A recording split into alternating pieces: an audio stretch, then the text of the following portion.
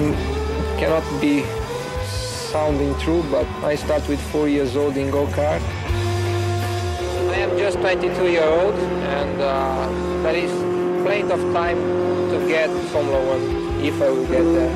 Hey guys, welcome to Connecting the Dots, the podcast where we follow the breadcrumbs and try to predict where disruptions will take us. This is a story about Prost and about Senna, but it's also a story about Tesla.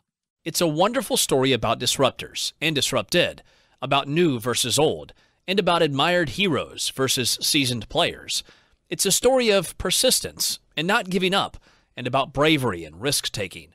But most of all, it's a story about moving the cheese of incumbents that have friends in high places, and it carries a huge warning that Elon should bear in mind. There is this saying that to learn about the future, you must look into the past. So let me take you to the time of my youth, as well as Elon's, and tell the story of a critical race, the 1989 Japanese Grand Prix at Suzuka, and the huge battle between two Formula One giants, Ayrton Senna and Alain Prost. There are a million analogies to be seen here with Tesla and the OEMs, and also a huge warning. So I'll tell you the story while showing analogies along the way, and give the warning at the end. I'll start with the setting, show what happened, bring new evidence which surfaced a few months ago and shows what really happened. I will show the aftermath of the race, and end with the huge warning this story holds for Elon and Tesla. Before we go on, do me a favor, hit the like button, hit the subscribe button, and ring the notification bell.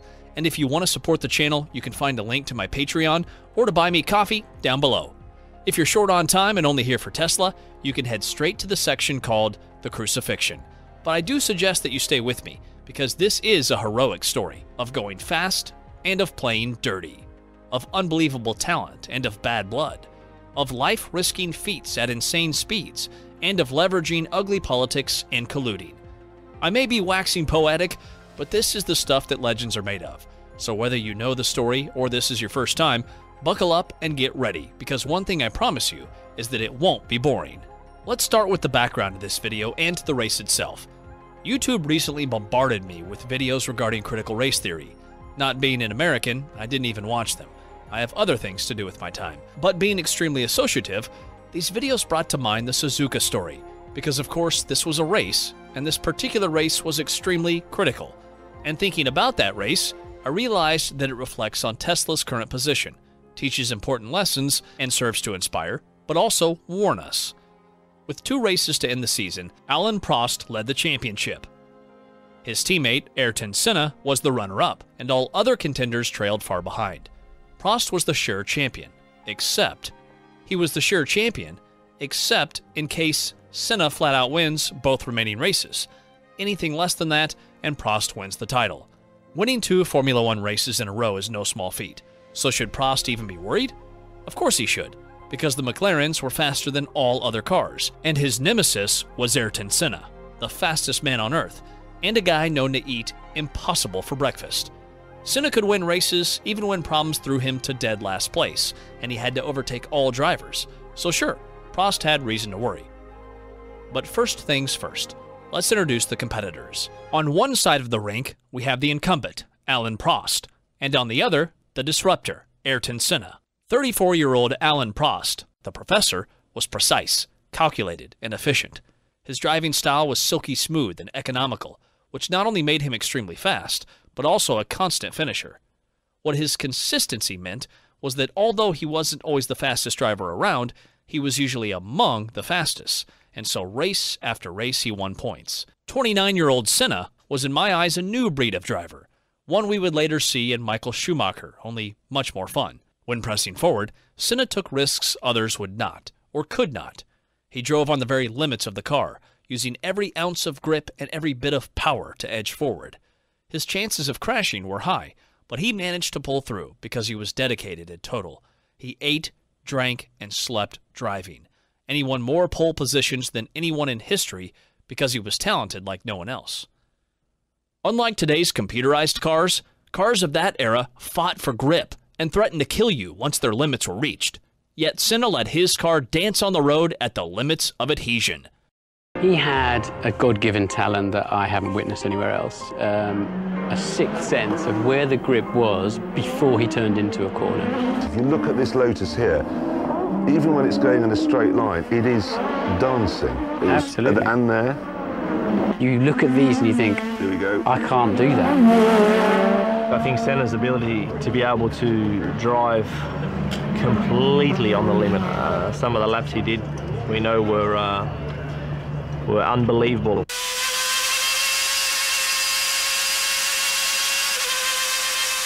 I mean, This is manic. Look at this. that. How he reads those two guys. He's absolutely on it, isn't he? This is. Look at that.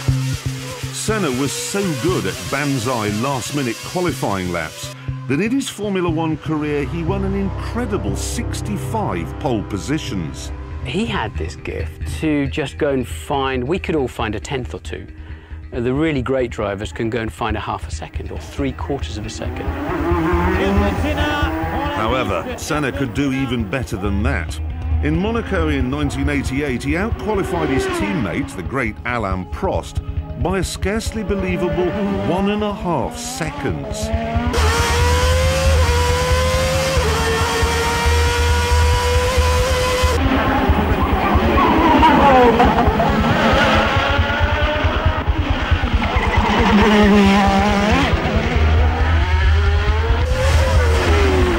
Nobody in the end wanted to spoil Senna's pole lap. And when you saw the day-glow McLaren and the very bright helmet of Ayrton Senna, he would come through and we literally jumped out of the way. You didn't want to be the one they all talked about as having blown the lap that the whole of the Grand Prix venue was looking forward to.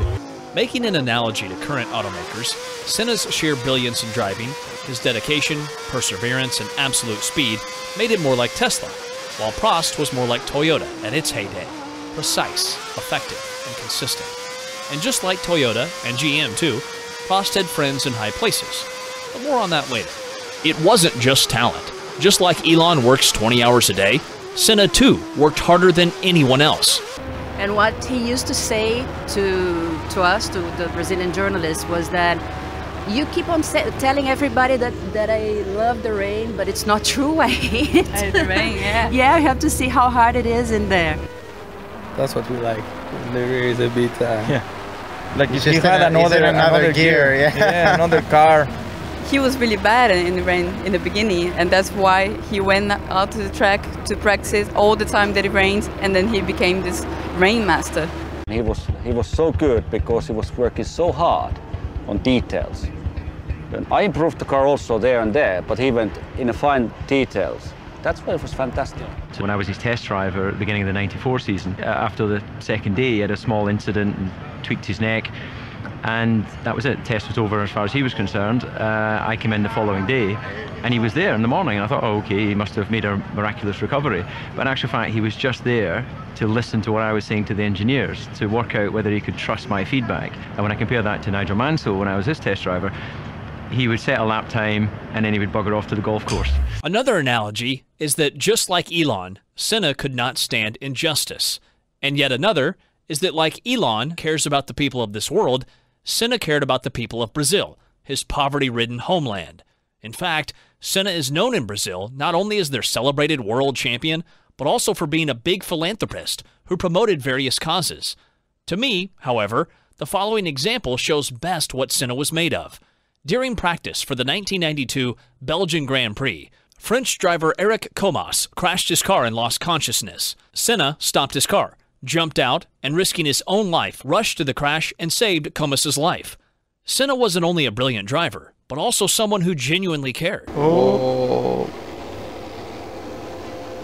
Nice one. He's such an amazing human being as well.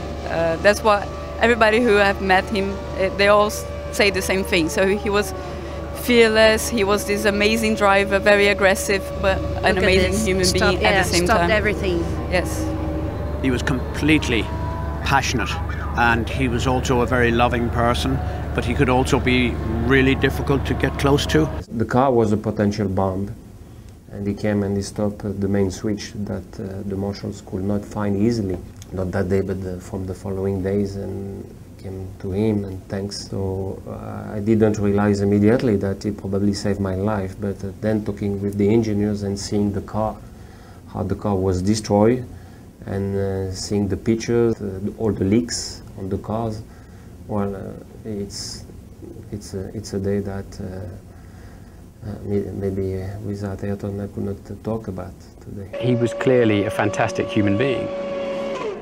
And he cared about people in Brazil, he cared about racing drivers. I mean, he was mortally hurt when Ratzenberger died, the day before he died. He was the distilled essence of a 100% racing driver. At some point in his development, he realised he had a mission to fulfil, and his mission was to win. And he was a really remarkable individual who knew that there was some bigger cause to his career rather than just simply being a racing driver. During that time, the main team to watch was Team McLaren, and having won the championship twice in their red-on-white cars, Prost was their main driver. For their second seat in 1988, they signed the young Ayrton Senna, a rising star, which showed his amazing talent while driving inferior cars of second-rate teams. Although it was customary for second drivers to give way for the first and help them win races, Senna would have none of that, and McLaren assured him upon signing that both drivers will be treated equally. And in his very first year in a competitive car, he handily beat Prost and won the 1988 World Championship. Young people went wild. Extreme talent combined with hard work, dedication, and a willingness to take risks should be rewarded. So we followed Senna's climb through the ranks, and his beating the old guard was like a dream come true. In a way, it's like today's Tesla beating incumbent OEMs, and like Elon today, Senna was a hero. He was my hero. And just like Mary Barra watches Elon with envy and possibly also hate, Prost hated Senna and did all he could to defeat him. His opportunity for revenge arrived the next year, when a series of engine problems prevented Senna from finishing a few races and enabled Prost to gain the lead. Which brings us to the race at Suzuka. Qualifying is a balls-to-the-wall run, where engines are tuned for maximum horsepower without any consideration for reliability required during the race itself, and where drivers drive at the edge of the car's grip and at the peak of their talent. Senna excelled in such conditions. Of the 16 races held that season, Senna qualified fastest in 13, and this race was no exception, as Senna qualified a whopping 1.7 seconds faster than Prost. Senna qualified much faster than Prost, but Prost was unflustered. He knew his car was faster than all others except Senna, and realized that since Suzuka has only one real passing opportunity at the chicane, all he needed to do was start on first row, which his second fastest qualifying time enabled him to do.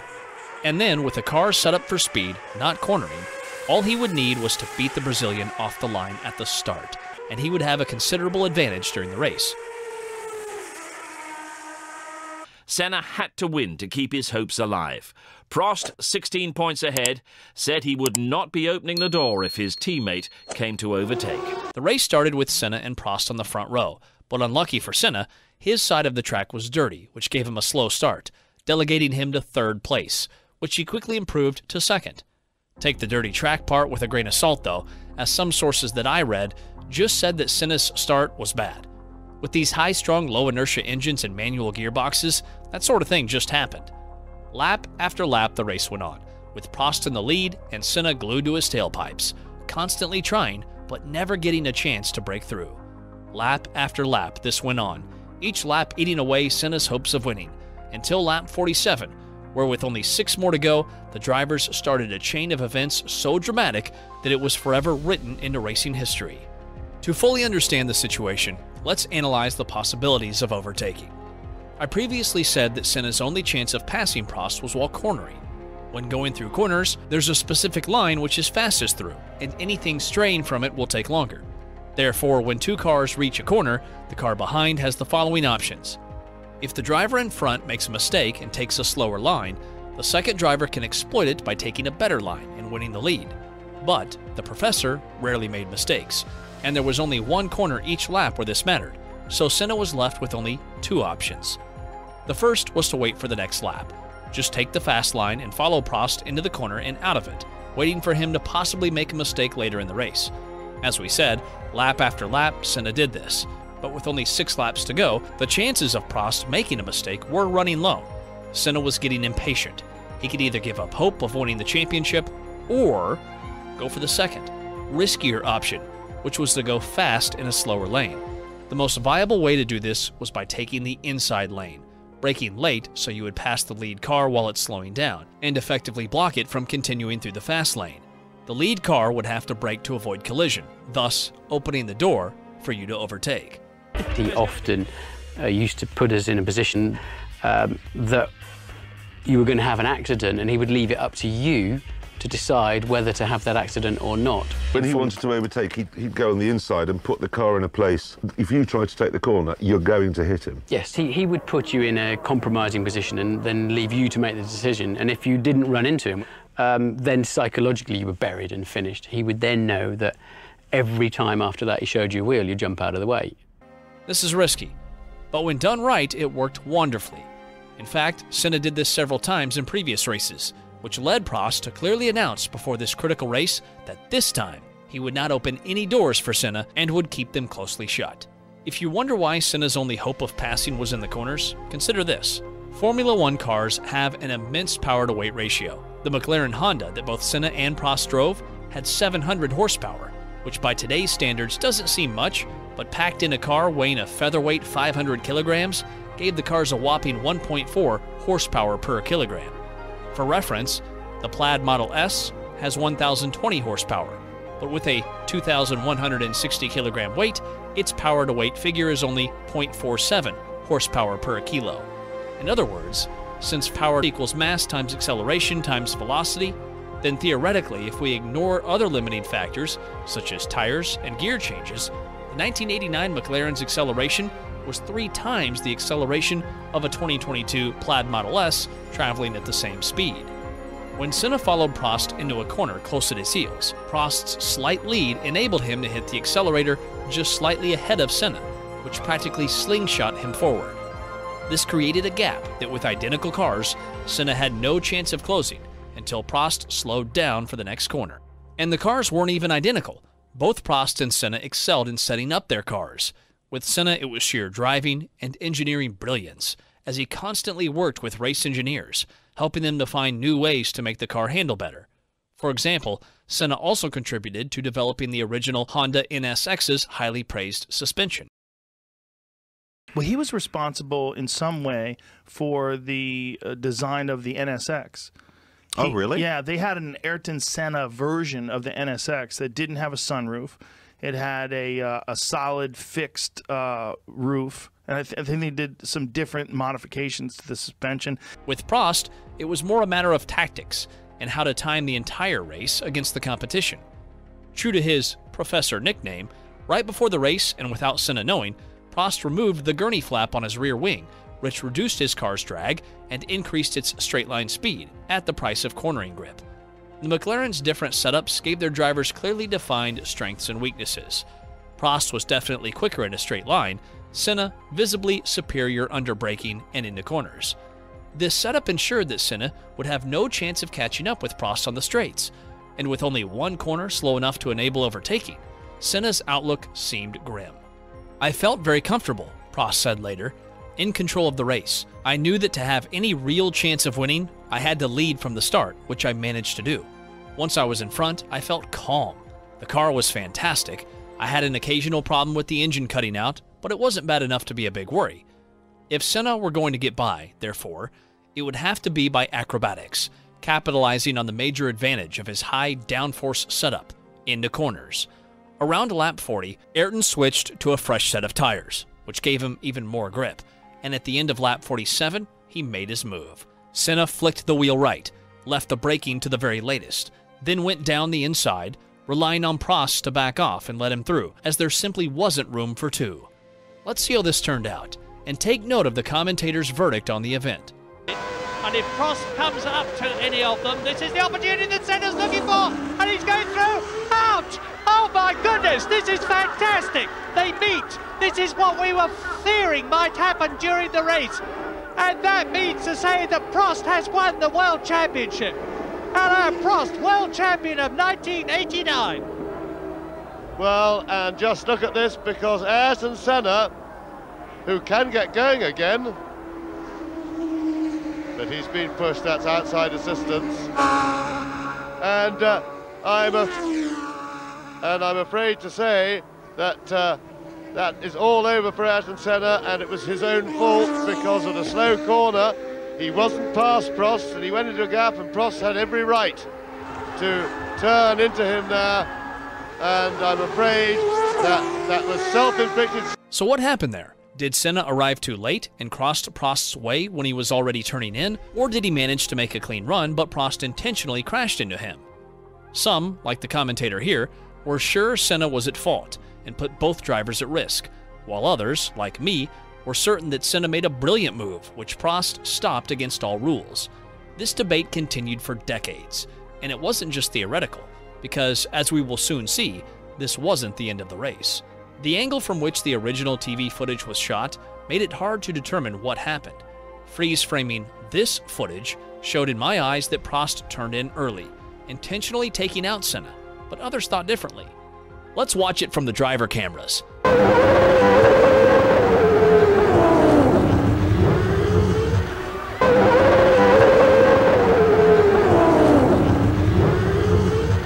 Let me know below who you think was right, Senna or Prost.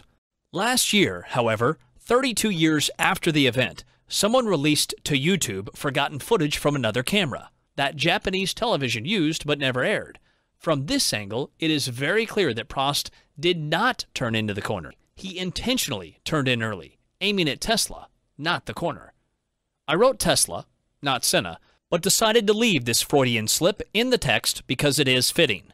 As much as this story is about Prost trying to stop Senna, it is about OEMs trying to stop Tesla. We will soon get to it. And here's something I found that few people know. Remember how Prost planned to beat Senna to the first corner as his strategy for winning the race? Watch this video of the starting grid. Senna's on the left and Prost is to the right. Watch carefully Prost's car as well as the starting light. Did you notice anything weird? Watching carefully reveals that in fact, Prost started moving when the light was still red. To make things easier, I put another copy of the starting light next to Prost's car. Now let's watch in slow motion.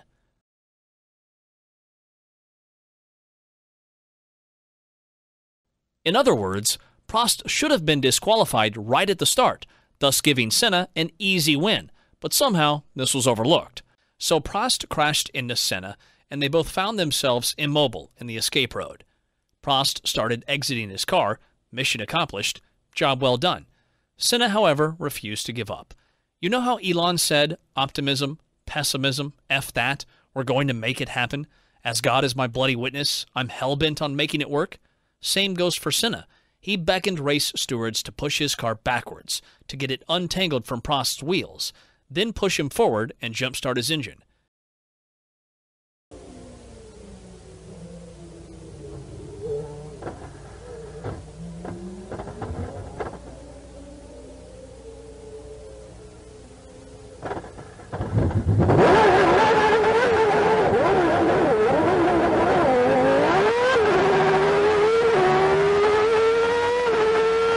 In his crashed car with a bent nose cone, Senna charged through the safety road, returned to the track, and showing his rare skill, zoomed around the track. His cone and very dodgy handling, and it's coming to pieces. He's going to have to come into the pits to have it replaced. He goes off. He's lost downforce, of course, and that dramatically affects the handling of the car. No wings on either side. Desperation on Senna's part, and it didn't look as if he needed. He's still leading the race, remember. And here is Nannini, who will take over the lead of the race.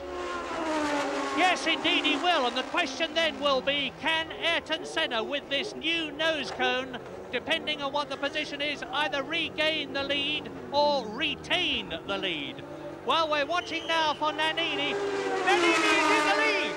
Alessandro Nannini leads the Japanese Grand Prix as Ayrton Senna leaves the pit lane. And my guess is, and it's very much a guess, that Senna, in the mood that he's in now, on lap 48, will catch and pass lap 49.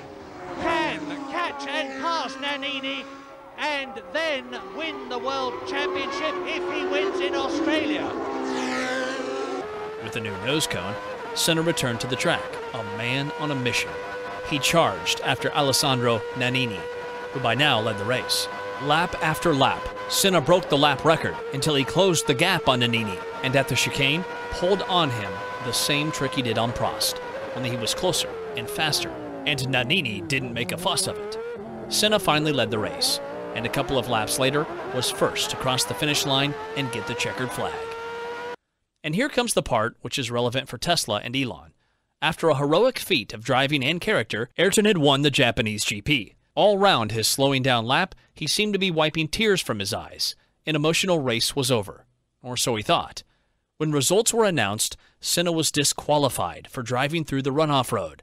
Despite the difference in length being marginal, and despite being stationary for way longer than any advantage being possibly gained, the stewards considered this as a shortcut, meaning Senna did not drive the entire length of the course, and Nannini was declared the winner.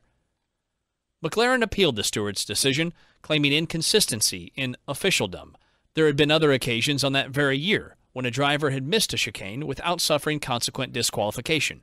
In fact, of 76 disqualifications ruled in the entire decade preceding that race, not a single one was for driving through a runoff road, despite such incidences being common. When the appeal was ruled, both McLaren and Senna were in for a shock. FIA, the governing body of Formula One, showed as evidence various times where Senna almost caused accidents. They not only confirmed that Prost was champion, but also gave Senna a $100,000 fine and a 6-month suspended ban.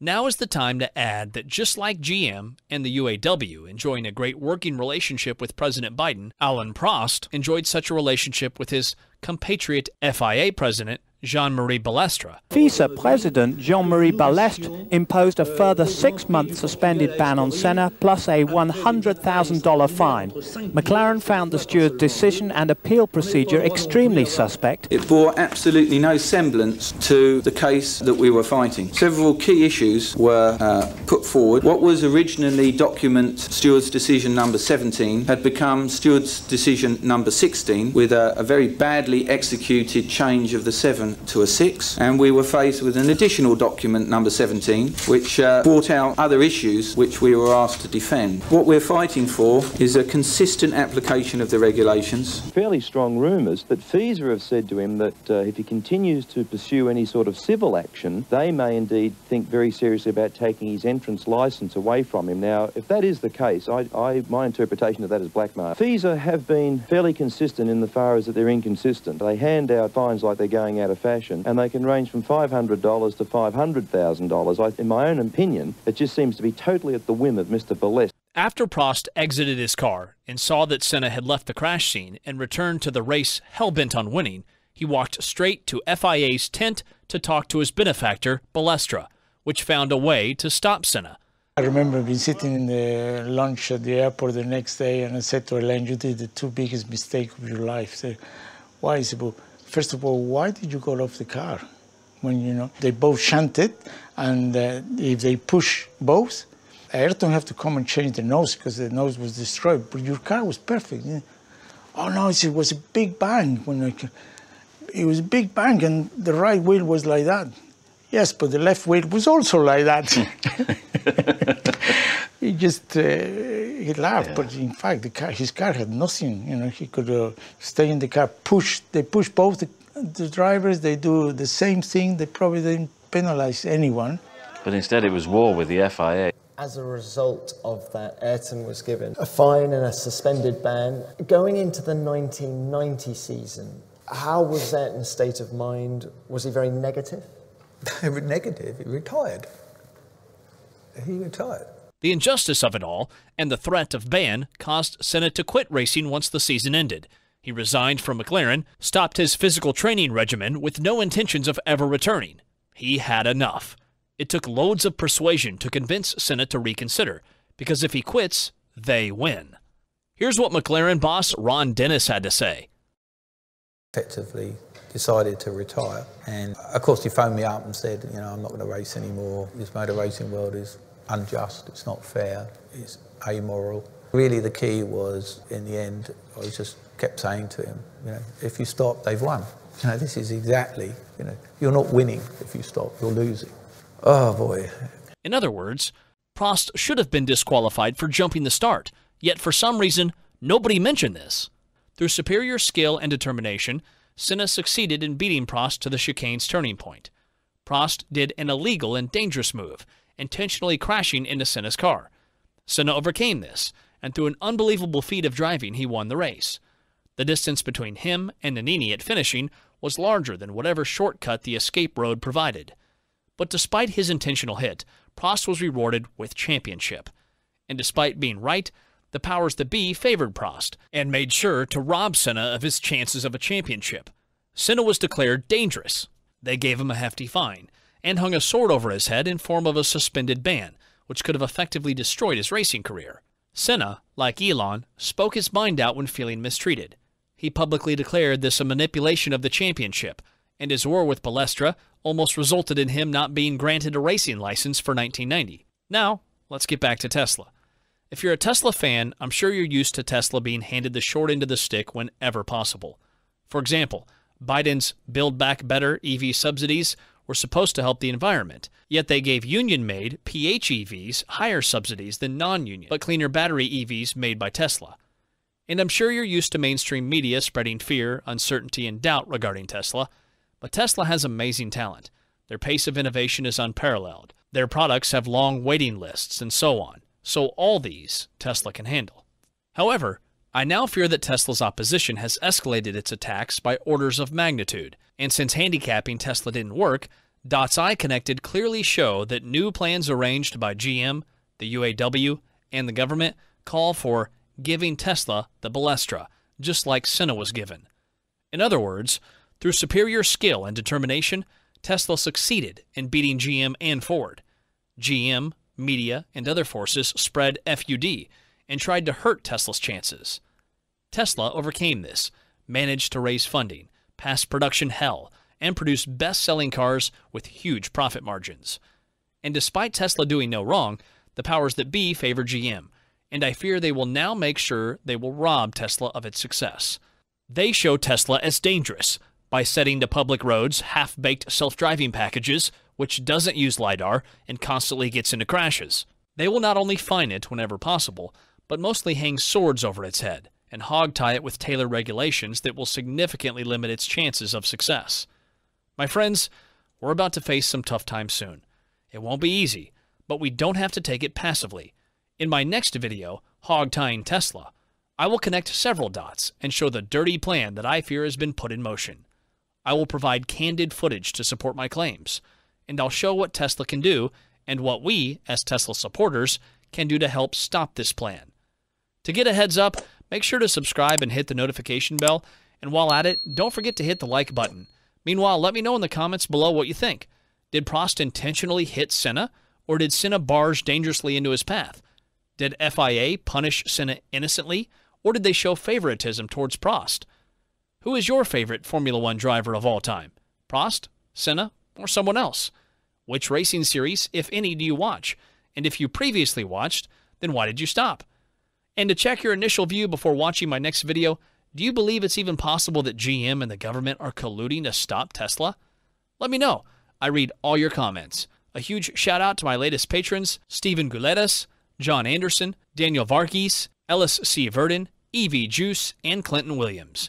And to all my patrons, you guys rock. You can follow me on Twitter, where I am Connecting No Dots. Until next time, I am Connecting the Dots, and you are amazing.